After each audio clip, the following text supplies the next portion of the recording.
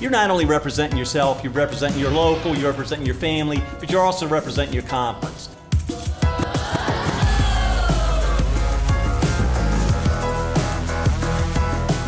You may not know each other right now, but by the end of this week, you guys become brothers like you've never seen before.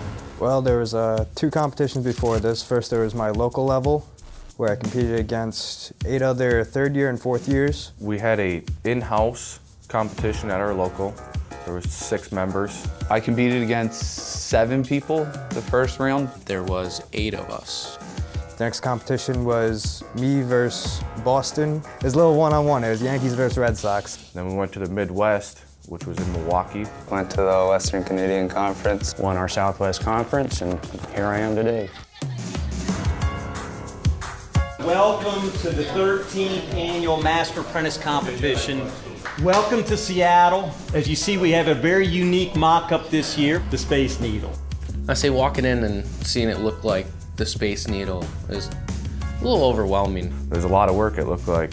I really didn't like the rig when I seen it. That was a shock, but you try to be the most prepared you can be for it.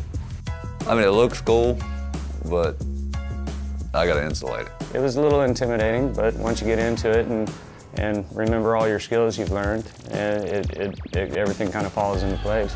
Right away, you gotta kind of figure out how you'd want to do things, but then again, the spec sheet comes out and it could totally throw off your plan completely. This is what it's about. I'm a big fan of the Stanley Cup. Well, this is the Insulators Stanley Cup. I hope 100 years from now, this thing's got a base on it with names on it for the next 100 years. So a spec book is just the bits and bytes of everything. It's what needs to be done the way it's supposed to be done and what it's supposed to look like when it's done. My game plan was attack the easy stuff first, get it out of the way, which would leave me more time to deal with the harder stuff later. I started with right on the base, the squared around. Well, I started with what I knew, and that was the piping. I knew I was going to be good at the piping work, and I got that out of the way and done with, and then then I can judge how much time I had left to do the harder stuff. All the raw insulation we have on there now, we have to cover it with metal. There's a couple little spots that get rubber because it's finished work. You leave the rubber how it is, and everything else gets metaled. A lot more math comes in, a lot more of the geometric side of it where you have to lay these things out.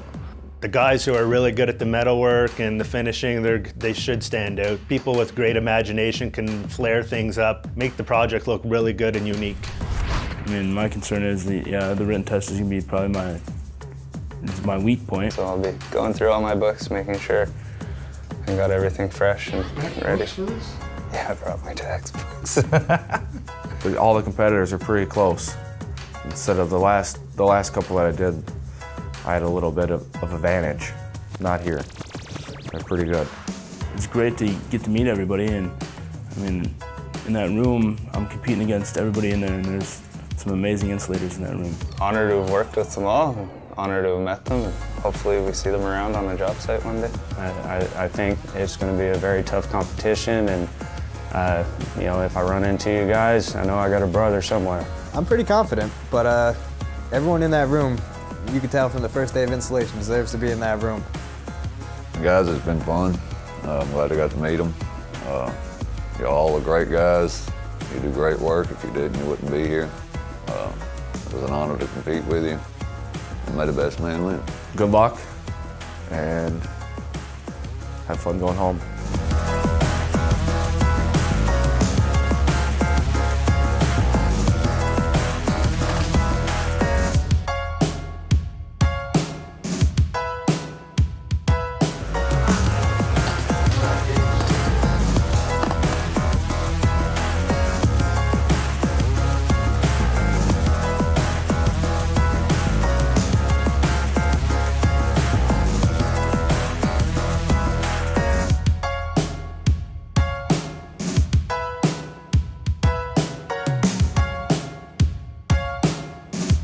So Tom did tell me today that every year it gets closer and closer, and this year was no different. It was a very close competition.